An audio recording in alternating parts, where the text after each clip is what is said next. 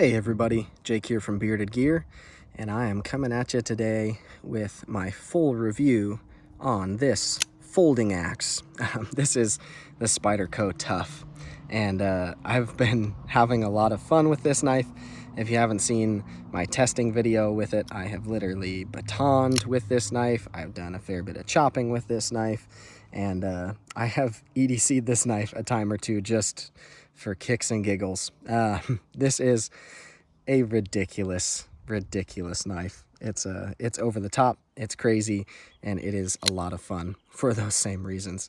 So let's break it down a little bit. This is a Spyderco collaboration with Ed Shemp. Ed Shemp is a very cool knife designer. He's made a few designs that I think look awesome. This is his only one that I've ever handled or owned or tried, but I think aesthetically his knives look really cool. And he seems to be a pretty beloved designer in the knife community. From what I understand, he's kind of an old school guy. And yeah, if this is evidence of his work, I like him. I think the Tuff is cool. So yeah, from what I understand, getting his customs can be really hard.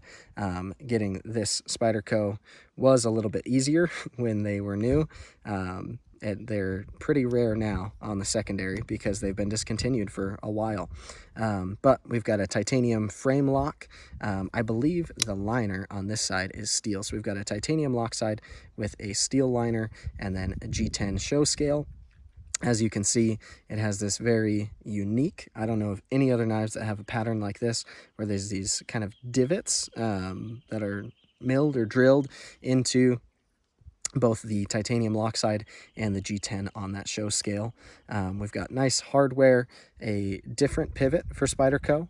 It's still a Torx pivot, which I appreciate, but it's got this almost like it looks like it should take a spanner, kind of a design to it.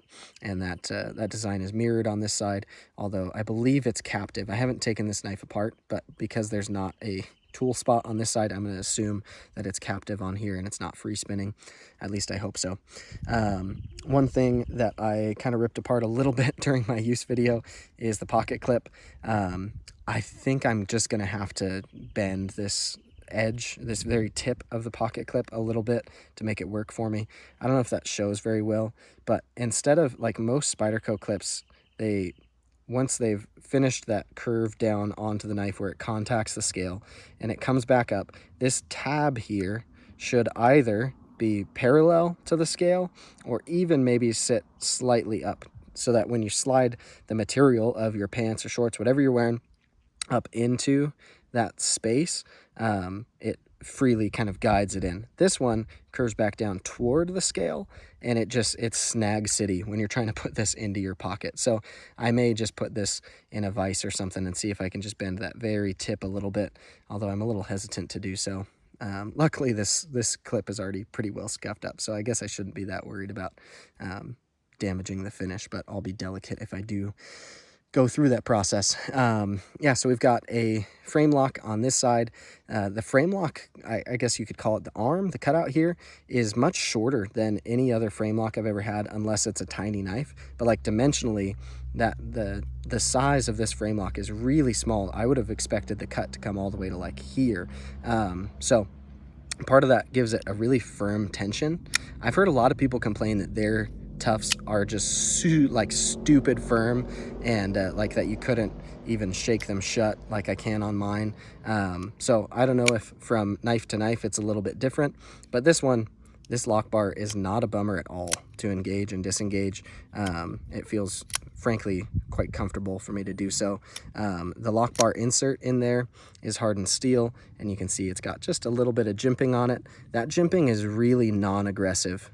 Also, that sits just barely proud of the show side, so I find that disengaging this lock, I was expecting it to be a total bummer. I've heard some people say that it's like just the devil to have to disengage that. I've felt no such thing. I really don't mind at all disengaging this. I've fidgeted with this knife quite a bit, and I don't get fatigue from playing with it. So there you have that. But yeah, the lock side is very thick, well done titanium. I really like it. I actually totally dig the kind of design element of these craters, if you will.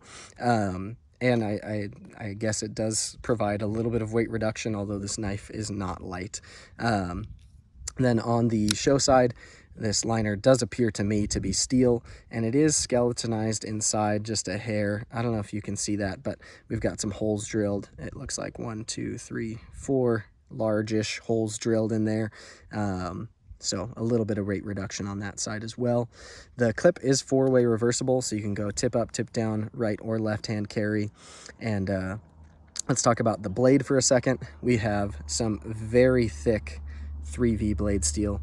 I really like CPM 3V. I think it's an awesome steel, especially for an outdoor folder, which for me, the primary function of this knife is to be kind of an outdoor hand axe chopper.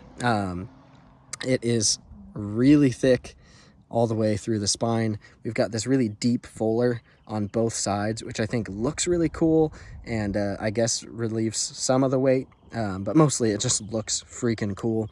I really like well done fullers. I think they look great. We've got a massive choil up here, so sharpened edge we've only got about 3 inches, but this blade is like 4 inches long, so you've got about an inch of choil there. And when you choke up, I find that the ergos are actually pretty good for detail work when I'm all the way up here. Choked back in the kind of the primary grip of the knife, not so much. This is not like a detail work kind of knife. And then further evidence of that is how thick this knife is behind the edge. This thing really is kind of ground like an axe. It's very thick. And so this knife is not slicey.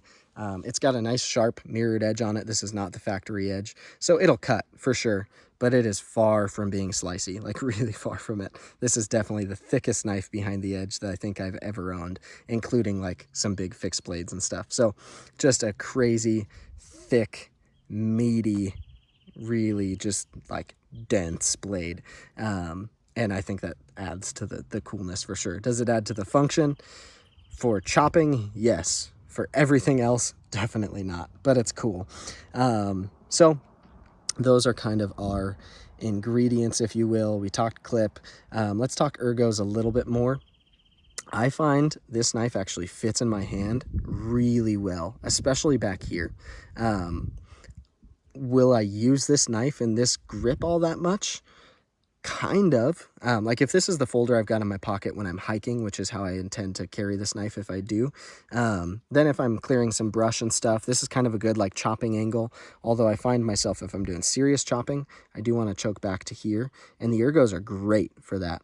There's this like kind of a groove here that ends and then it swells, and if I put my forwardmost finger right there, let my next two fit in that groove, and then I've got a nice kind of flat for my pinky here, and it like for chopping, this knife feels like it was almost designed.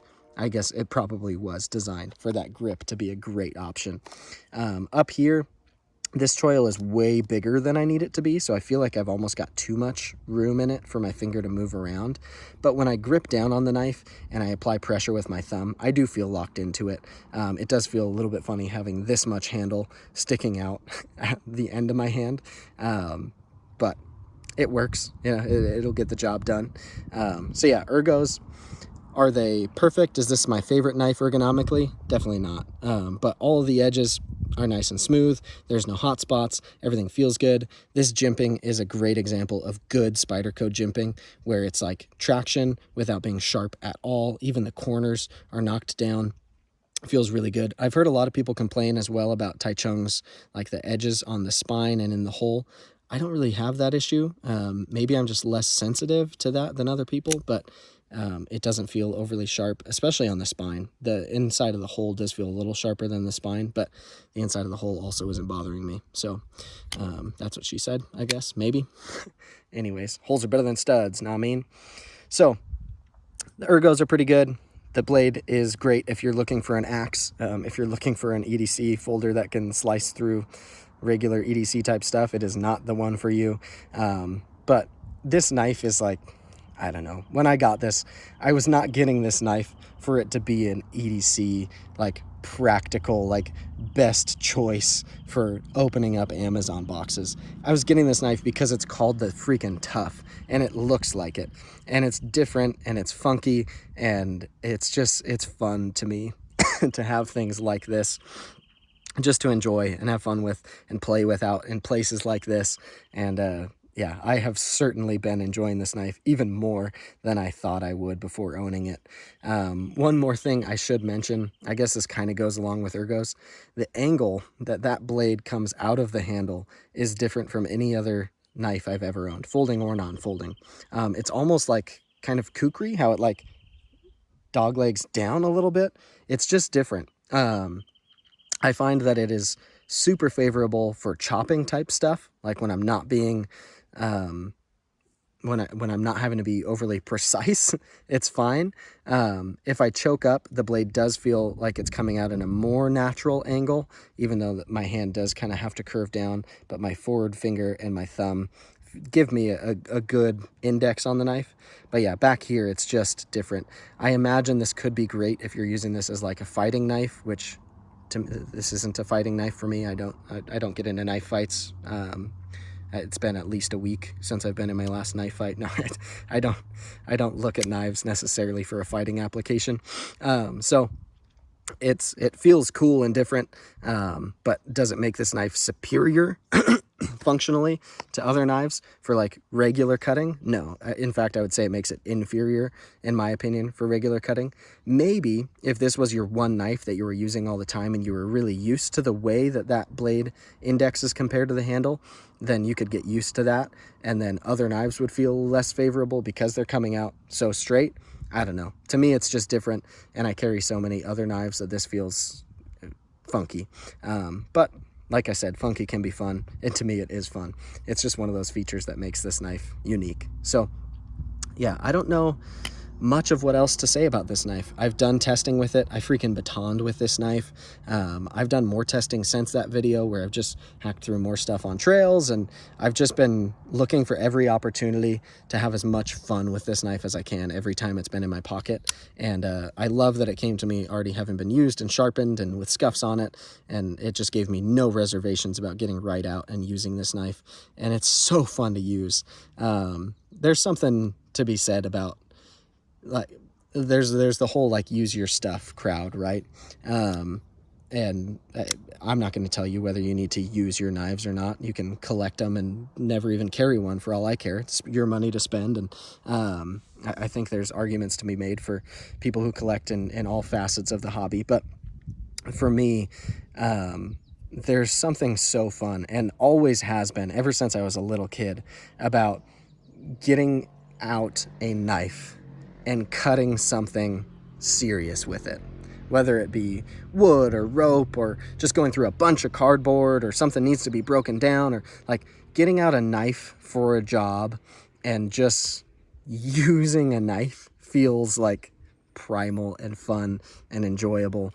And so this knife being, for me, kind of outdoor focused and so just beastly and beefy and overbuilt, and I said in my first impressions video, it almost feels like the Spyderco that Zero Tolerance built, but it would be like Zero Tolerance from 10 years ago when they were making only like tank knives.